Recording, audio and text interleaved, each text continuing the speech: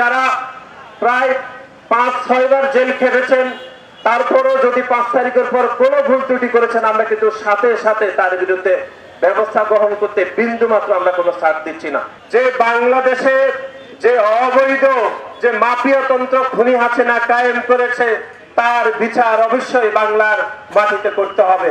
এবং আপনারা দেখেছেন খুনি সংগঠনের ছাত্রলীগের সন্ত্রাসীরা মাঝে মাঝে হেলমেট পরে তারা কিন্তু রাতে আধারে তারা মিছিল করার অপচেষ্টা করে।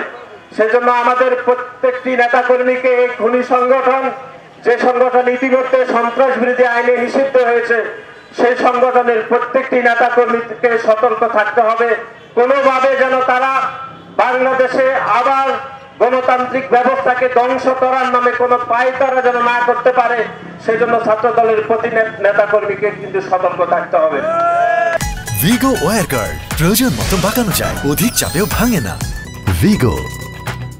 এবং নোয়াখালীতে গত 15 বছরে যে অবৈধ মাফিয়াতন্ত্র তৈরি হয়েছিল, আমরা বিশ্বাস করি এই মাফিয়াতন্ত্র মোটামুটি, যদিও সাময়িক সময়ের জন্য এটি অবসান হলো, আমাদেরকে একটি জনগণের ভোটের মাধ্যমে, একটি জনগণের সরকার প্রতিষ্ঠার মাধ্যমে এই মাফিয়াতন্ত্রকে চিরতরে বিদায় করে দিতে হবে।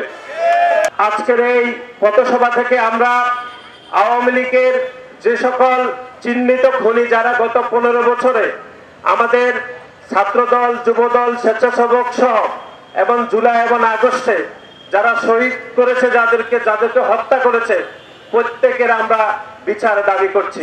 আমরা মনে করি আগামীর যে সরকার প্রতিষ্ঠা হবে, জনগণের সরকার, সেই সরকার এই নোয়াখালীর মাটিতে প্রতিটি হত্যাকাণ্ডের, প্রতিটি খুনের, প্রতিটি গুমের হত্যাকাণ্ডের বিচার ইনশাল্লাহ নিশ্চিত করবে বাংলাদেশ জাতীয়তাবাদী দল বিএনপি। আমাদের দলের ভারপ্রাপ্ত চেয়ারম্যান জনাব তারেক রহমান শৃঙ্খলার বিষয়ে জিরো টলারেন্স পলিসির মধ্যে রয়েছে। কোন নেতাকর্মী যদি কোনো ভুল করে থাকে, তাকে বিন্দু মাত্র কোনো ছাড় দেওয়া হচ্ছে না।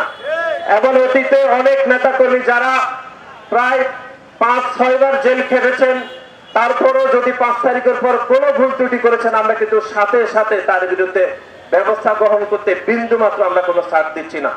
কিন্তু আমরা দেখেছি এক ধরনের গুপ্ত সংগঠনের নেতাকর্মীরা বাংলাদেশ জাতীয়তাবাদী ছাত্র দলের নামে বিভিন্ন প্রপাগান্ডা করছে, প্রপাগান্ডা করে বাংলাদেশ জাতীয়তাবাদী ছাত্র দলকে এক ধরনের বেকায়দায় ফেলতে চায়।